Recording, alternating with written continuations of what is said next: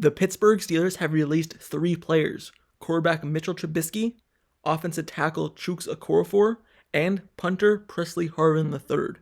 So, the Pittsburgh Steelers have decided to cut these 3 players early February. Usually these cuts don't happen until later in the offseason or even close to the new calendar year for the NFL season. But they decided to get it done early because they obviously knew these 3 guys weren't coming back. You look at quarterback Mitch Trubisky, and they're going to save a lot of money from his contract with him being released. Even Okorafor, they're going to save even more money from his contract. I'll get a little bit more into it as we go along. And punter Pressley Harvin III, basically, he was just not good enough, inconsistent. They drafted him in the 7th round years back. He just has not panned out, being a punter that could hit a 60-yard punt, but then come back and shank 2 punts in a row for 20 yards. So they decided to move on from him. And I'm going to start with quarterback Mitch Trubisky and talk about the reason why they decided to cut him. So, Mitch Trubisky, they cut him because he was set to earn a total of just $5.25 million just in 2024 alone. And he was due a $1 million bonus if he was on the team in March. So they decided to cut him. He actually had 2 years left on his contract. He signed it last offseason to a 3-year deal. So not only do they save money in 2024, they're going to save some money in 2025 as well. Now, moving over to right tackle, Okorafor, who is also a left tackle sometimes. You look at him, his contract was huge. You look at what he was going to earn in 2024 alone, he was going to earn a base salary of $11.25 million. And in 2025, he was still under contract as well. So not only do they save some money from this season, this upcoming season 2024, but they're going to save some money in 2025 as well. There's no way. He was benched so early last season for a rookie, and also Dan Moore Jr. took his spot at left tackle as well the year before, that there was no way Okorafor was going to last on this team, especially being a backup making $11.25 million. There was no way. Now they're going to save some money from that contract, but there will be some dead money cap on his contract around like $3 million. So even though he won't be on the team, the Steelers are still going to have to pay out $3 million of the dead money, but that's saving around $8 million because his guaranteed money in that contract was not a large portion. It was more of just a base salary. So they cut him and they save a lot of money. Now, moving over back to Pressley Harvin, there isn't really much of a dead cap, or if any at all, or they're not even saving a lot of money on him either. They're just cutting him. He was a 7th round pick. He wasn't making that much money on his contract, so that's not the reason why they cut him. They just cut him because he just was not a good punter. Whenever Mike Tomlin was asked in the press conference or in media about the punting game, he always said he's inconsistent. They need to get better in that aspect. And when your coach continues to say that week in and week out, and you're not getting better, no wonder you're going to be released. You're just not a good punter. So they release him, and now they're going to have to go out and find someone else, whether that's in free agency, signing a veteran, or maybe in the 7th round of this year's draft. Who knows? But now they have an open spot at punter that they're going to need to fill.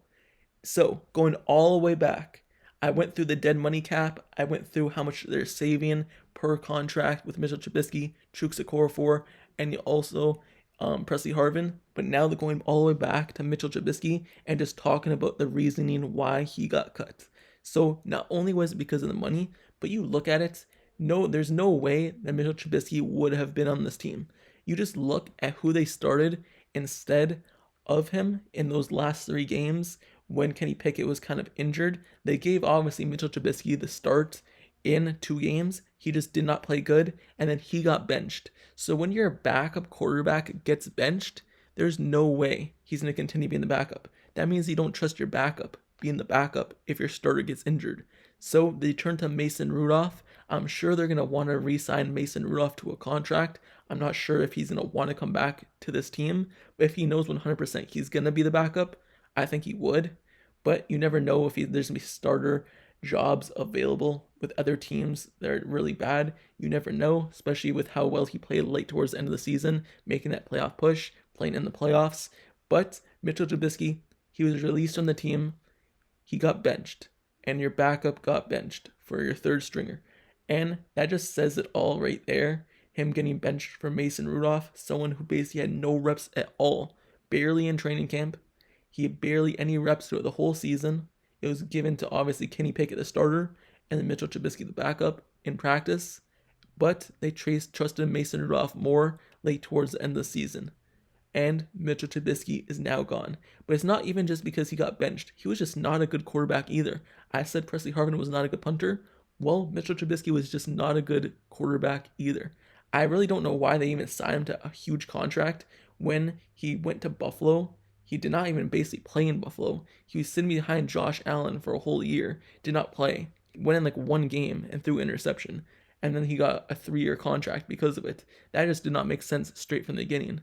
I said right away, Mitchell Trubisky, he's turnover prone, he throws a lot of interceptions, and he's just not an accurate quarterback. He does not make the right throws all the time. He does not make the easy throws easily, which I always say. You just have to make the easy throws easily, and if you complete the deep throws, that's an extra layer on top of it. That's what Mike Tomlin says too. Make the routine plays routinely, and that's just not what he did, and he got cut from the team. One last thing about the quarterback spots. Now the Pittsburgh Steelers are going to have 2 open quarterback spots. They only have Kenny Pickett under contract as of right now. So there's a lot of people being linked to the Steelers. I literally just made a video like 3 hours ago on Justin Fields and Adam Schefter basically saying that Mike Tomlin is really interested in him and likes his game a lot. So go ahead and watch that video about the trade rumors update on Justin Fields. Also, you look at the quarterback spot. Like I said, the Steelers usually carry 3 quarterbacks on the team. So that means there's going to be 2 quarterback spots open. I don't know who they're going to sign this offseason. Ryan Tannehill has been linked to the Pittsburgh Steelers because of Arthur Smith and their relationship, but there's still another open spot. So maybe in this year's draft, they may draft a quarterback. You never know. I literally don't expect them to draft a quarterback high in the draft if they do, but they also picked Mason Rudolph, in the 3rd round before, with Ben Roethlisberger still on the team. So maybe they use a quarterback draft slot in the middle rounds of the draft, or maybe they pick another quarterback in the 7th round. Who knows? But there's 2 open spots, and the Pittsburgh Steelers, they probably want Mason Rudolph back, so hopefully he resigns this offseason to a backup deal, but expect the unexpected at the quarterback spot this offseason. Kenny Pickett, it's no guarantee he's going to be the starter, just like Adam Schefter has reported many times. Now, enough with quarterback talk. Let me go back to the offensive tackle, Okorafor. Let me go back to him, talk about him a little bit really quickly. So apparently he got benched earlier in the season because he did not like the Pittsburgh Steelers, kind of the way that they're running their offense, and he really wanted them to kneel the ball out and just give up, and he kind of went off on the coaches on the sideline. Mike Tomlin didn't like it. That was a story about it. This allegedly, that's what happened, and then Mike Tomlin benched him the next game. So that's kind of the reason why he got benched, and he got benched for a rookie. Obviously, it's a first-round rookie, but he still got benched for a rookie. Especially making that much money, you don't expect it. Maybe you would have expected Dan Moore Jr. to get benched instead, and then Broderick Jones go to left tackle, but no. You're a veteran, the guy who's been on the team the longest offensive line, is the guy making the most money on the offensive line. He's the one who got benched. So it's really expected that he was not going to be back, and with that big money charge on the contract and his bonuses, the Steelers save a lot of money, just like this video title says. So the Pittsburgh Steelers, they move off of these 3 players. I expect way more cuts to happen. This is only the beginning because they basically now are within the cap space. They were going to be kind of above the cap, not below it. They're going to be above the cap, so they're going to need to cut some people, move some money around somehow, whether that's restructuring or something, but expect them to cut a lot of more players. I'm going to make a video very soon on other players that could get cut. For example, Allen Robinson. I'll give you that one right there. They could save a lot of money on his contract. But I'm going to make a video kind of on who else they could cut to save a lot of money. But as of right now, they get to work right away. The day after the Super Bowl, no wasting time. The Pittsburgh Steelers cut 3 players. They will not be back with the team. And now there's opening roster spots. And now they're going to have to go look for people in free agency and the draft at those positions, especially the backup positions. But with that being said, let me know down in the comments below your thoughts on the Pittsburgh Steelers cutting these 3 players. Do you like that they did it? Do you not like that they did it? Do you think they could have been backups? Let me know your thoughts down in the comments below. And also, make sure you subscribe to the channel down below. Make sure you turn on notifications for the channel as well. Make sure you click that bell down below so you never miss out. Like I posted 2 videos today. Make sure you get notified for both of them or any video in the future. Having updates like this so you never miss out on anything Pittsburgh Steelers news, especially during the offseason when a lot of things happen with the draft and free agency. You never want to miss out. And I cover it all. I post every single day. So I'll see you guys all later. Till next time, I'm out. Peace.